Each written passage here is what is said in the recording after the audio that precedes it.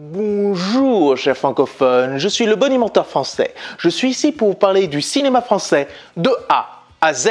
Dites-moi, est-ce que vous aimez collectionner les vinyles jusqu'à ne plus avoir de place dans vos étagères et pouvoir obtenir la pièce maîtresse qui vous permettrait d'avoir le son musical ultime? Bah pas moi, parce que j'ai pas de tourne-disque et puis je peux écouter toutes mes chansons et musiques sur Spotify. Ah bah ça valait bien la peine d'en parler et de faire la promo de la concurrence, en plus d'être le meurtrier des disques. Ah, faut bien taper par là où ça fait mal. Tout pour le numérique, dit-il alors qu'il a une panoplie de DVD derrière lui. C'est pas la même chose. C'est pas la même chose. Oh, right. Well. Bref, comme je vous le disais, nous allons parler d'un film qui va se centrer sur la musique pour nous permettre de ressentir ce qui a été perdu pour ensuite s'en libérer. Donc, Photogénico de Marcia Romano et Benoît Sabatier. Marcia Romano, d'origine argentine, a quitté son pays natal dès son plus jeune âge avec ses parents à cause de la dictature qu'il y avait là-bas pour rejoindre la France. Et je crois que même aujourd'hui, elle n'aurait pas envie d'y retourner. Il faut un remake de Massacre à la tronçonneuse. Donc elle arrivera en France, à Marseille plus exactement, où elle aura vécu plus de 20 ans de sa vie dans cette ville pour ensuite partir sur Paris et faire des études de cinéma à l'université de Paris 8. Après ça, elle ira à la Fémis pour l'apprentissage du scénario. Et c'est après avoir fait les 5 années à la caisse du cinéma de McNaon, des expériences bordéliques sur des tournages et une demi-décennie dans les bureaux de production qu'elle coécrira son premier scénario en 1997 avec le court-métrage Les Vacances de Emmanuel Berco. Elles ont d'ailleurs travaillé beaucoup de fois ensemble. Et suite au prix du jury reçu à Cannes pour ce court-métrage, sa carrière sera ainsi faite en collaborant avec beaucoup de cinéastes de sa génération sur le scénario, en allant vers François Ozon, Xavier Janoli, Albert Dupontel, Audrey Diwan, etc. Ce qui fait qu'une envie soudaine lui viendra de réaliser ses propres projets, en commençant tout d'abord en 2010 avec un documentaire en tant que co-réalisatrice avec Andrés Jarac pour Tant qu'il y aura de la poussière. Mais ce sera l'année d'après, en 2011, avec le court-métrage Quand j'étais gothique, que tout changera. Il ne sera pas important en rapport avec son succès, mais en rapport avec une rencontre qui sera capitale et que cette entente continuera à se faire jusqu'à aujourd'hui avec Benoît Sabatier en tant que collaborateur. Et maintenant, on peut enfin parler de notre cher Benoît. Il y a beaucoup de choses à dire. Yeah. Donc avant de rencontrer Romano, Sabatier était un passionné de rock depuis son plus jeune âge. Et avec sa passion de la guitare électrique, ça l'a amené dans un autre cosmos. Donc il partira pour Paris après avoir épluché tous les magazines de rock and folk et avoir visionné toutes les émissions de Les Enfants du Rock pour devenir un critique de la musique, un rock critique. Il a le rock dans la peau. Puis il travaillera dans un petit magazine et une radio locale, Bocage, pour ensuite entrer dans le magazine du rock par excellence en 1988, Les Inrecuptibles. Attention, le magazine des débuts, parce que maintenant, on peut dire qu'il s'est un poil standardisé en éloignant son côté rock et punk. Tu devrais te calmer avec le mot rock, tu vas finir par le faire venir. C'est un roc, c'est un pic, c'est un cap, que dis-je, c'est un cap, c'est une péninsule. Et après ça, il bossera pendant 4 ans pour ensuite quitter la boîte et intégrer le magazine culturel pop Technicart. De ce fait, en restant là-bas, il arrivera à devenir rédacteur en chef adjoint en 1997. Parce que ce qui avait d'intéressant au Technicart, c'est que dans les années 90, on appelait ça les branchés, ceux qui étaient un peu avant-garde et cultivés. Et nous, on était un peu des empêcheurs de tourner en rond, donc on aimait bien se moquer en fait de ce qui était notre public et ce qui était nous. Mais il aura quand même prêté sa plume dans d'autres ouvrages comme Le Jour, L'événement du jeudi ou encore Schnock. C'était évident qu'il irait faire un tour là-bas. C'est avec cette culture musicale qu'il sortira aussi des livres sur la culture jeune. Et c'est aussi là qu'il rencontrera Marcia Romano, où ils travailleront ensemble pour certains projets. Là, on commence enfin à voir le lien. Ils se sont aussi trouvés parce qu'ils sont tous deux des passionnés d'harmonie musicale. Ils bouffent du CD et du vinyle chaque jour. Donc pendant qu'ils faisaient leur job de quotidien, critique rock pour l'un et scénariste pour l'autre, ils travailleront en partie sur des films où le rock est une symphonie de la musique, avec Le moral des troupes. Plus les saisons défilent, plus les nuits blanches se font noires, plus il se demande à quoi rime sa vie. À 26 ans, il devrait peut-être se chercher un avenir, se trouver une place, un matelas à soi.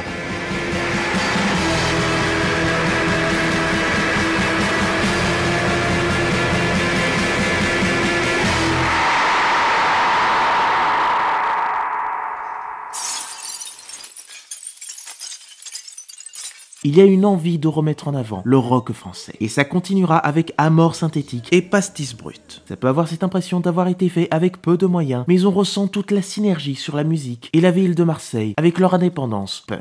Ville que les réals connaissent et une personne qui me suit beaucoup. Ensuite, après avoir travaillé pour un clip de Joe Wedin et Jean Felzin, Romano et Baratier se donneront les moyens de nous offrir un film avec une production plus classique pour nous faire vivre toute la passion de la mélodie musicale et de ses personnages grâce à leur expérience pour rechercher un tout devant cet univers insurmontable qu'est ce Photogenico. Il aura pu passer chez une association qui se nomme Acide, qui a eu de bons retours. Je fais juste un petit point sur ce groupe. Alors voilà, il existe depuis plus de 30 ans pour donner une pluralité dans la diffusion des films indépendants et une meilleure visibilité pour certains. Visibilité un poil ridicule parce que je ne l'ai trouvé que dans une seule salle pour une seule séance. On va dire que c'est mieux que rien. Donc bien que ce soit une petite diffusion, c'est un accompagnement de soutien fort qui mérite d'être applaudi. Cependant, quand j'aurai sorti la vidéo, il ne sera plus en salle. Fallait être plus rapide, mais bon, je ne suis pas Sonic. Bref, si on revient au film, c'est là qu'une question se pose. Arriveront-ils à nous faire ressentir la pulsion du rock et du cinéma avec leurs personnages? C'est ce que nous allons voir maintenant. Donc,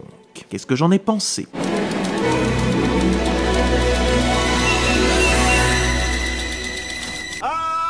Photogenico de Marcia Romano et Benoît Sabatier est une œuvre à la croisée des chemins pour nous offrir une multitude de pulsions devant cet homme qui souhaite obtenir une libération de tout et de soi-même.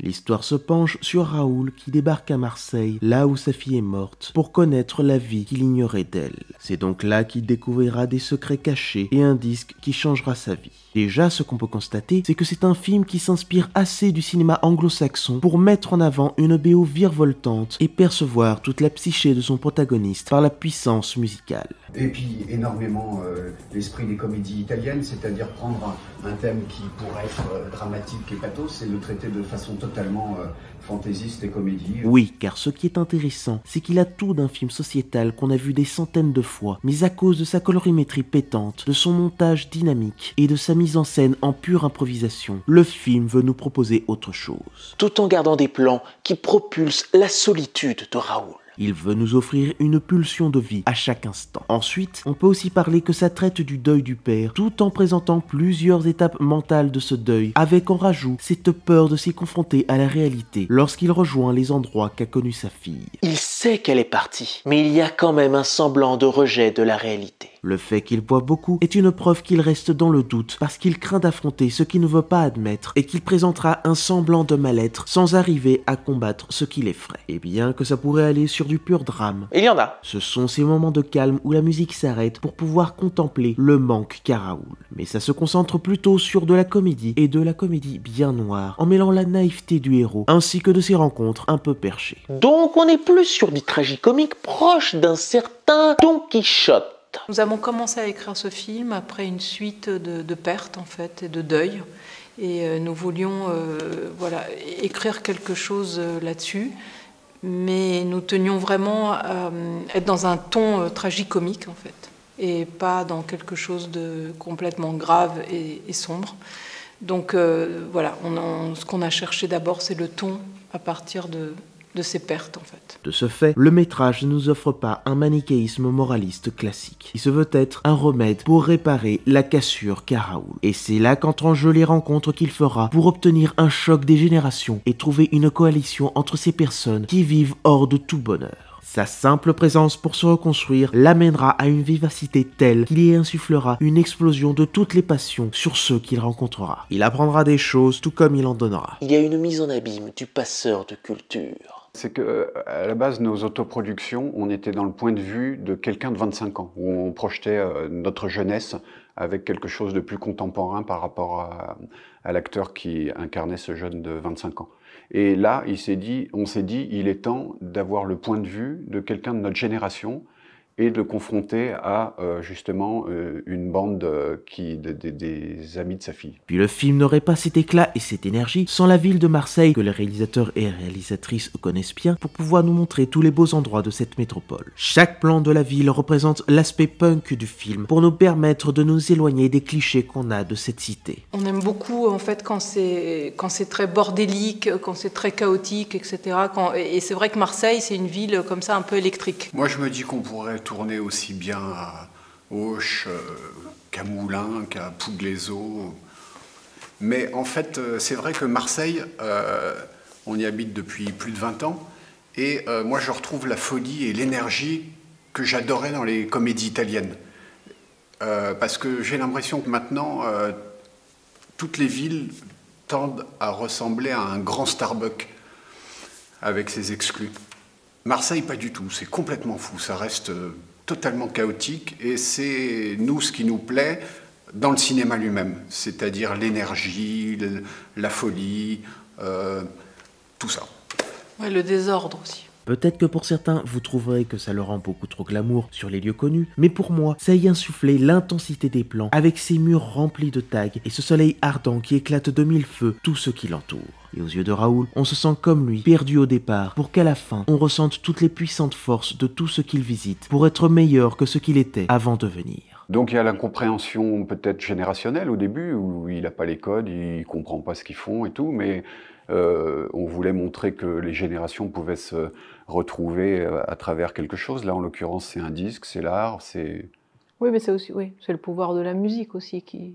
Oui, c'est ça, vous disiez le premier projet, c'était oui. Un disque qui a changé la vie de quelqu'un, quoi. Oui, et qui ouvre l'esprit et qui ouvre le monde à plus grand que lui. Même s'il est quelquefois en slip, voire presque tout le temps, il est quand même important de voir qu'il est toujours sur cette recherche de ce qu'il a perdu, en allant dans ces quartiers colorés. Donc bien qu'on puisse penser que le scénario s'improvise au fil du temps, il y apporte l'osmose de tout ce qui a été vu et rencontré pour conclure sur un final éclatant qui nous propulse vers une sensation de liberté. Puis pour ce qui est du casting, on a Vénus Yaffa, Bella Baguena, Ryan Kenouf, Julie Leclerc, Jeune Arnold, Angèle Metzger et Roxane Mesquida. Mais celui qui porte tout le film, c'est bien Christophe Paou. Vous l'avez déjà vu en tant que ministre véreux et sans scrupules dans Orange Sanguine, ou encore en tant que baigneur séducteur dans L'inconnu du lac. Mais là, il est, encore une fois, complètement à l'opposé de ce qu'il a fait auparavant. De ses longs cheveux et de sa moustache soyeuse avec un look pop, il met plus en avant un genier pour ressentir tout le côté misérable du personnage.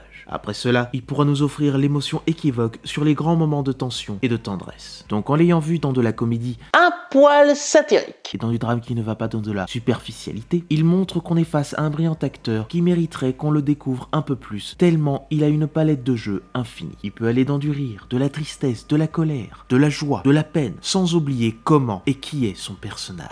Je ne voyais plus Christophe, je voyais Raoul. Puis pour l'accompagner dans ce périple, il sera rejoint par une BO exceptionnelle et intradigétique créée par le groupe Froidop. De ce constat, la musique et les chansons épousent un rythme effréné permanent sur une techno industrielle qui nous fait ressentir tout ce voyage ainsi que les peines et joies des personnages. On se sent happé par cette énergie et par ces moments atmosphériques. La veine post-punk est mise en avant sur les chansons. Sans cette harmonie musicale, il y aurait un manque énorme dans la rythmique du film et les images pulp que nous offre le métrage. On a envie d'être avec eux et sortir toute notre rage. Enfin, pour le titre du film, Photogénico, pour certains connaisseurs, ça rappellera un vieux nanar de Dino Risi sorti dans les années 80, mais pour d'autres, ça représentera tout simplement le groupe de musique de filles qui suit Raoul pour célébrer la bande, la beauté des personnages et la puissance de la ville. À partir du moment où l'histoire était très liée à cette ville, c'est aussi lié à l'évolution de cette ville. C'est-à-dire qu'il y a le cliché de Marseille, c'est le foot, les mecs, des bonhommes. Et là, en fait, la ville a énormément évolué ces derniers temps. Il y a eu le message Marseille is the new Berlin, avec vraiment toute une bande de filles. Pour nous, Photogénico, c'est les filles qui d'un seul coup sont apparues dans cette ville à Marseille. Photogénico, c'est l'évolution de la ville, ces filles qu'on voit maintenant dans Marseille. Il y a un souffle à chaque instant pour ressentir tout le rock de ce film. La musique est une libération et une communion pour ainsi faire la paix avec son art. C'est l'art comme pulsion de vie. Oui. Quelqu'un qui est confronté à la mort et l'art est une pulsion de vie intergénérationnelle. Sur ce, je vous dis à la prochaine et je bonimentionne les films que vous oubliez de mentionner.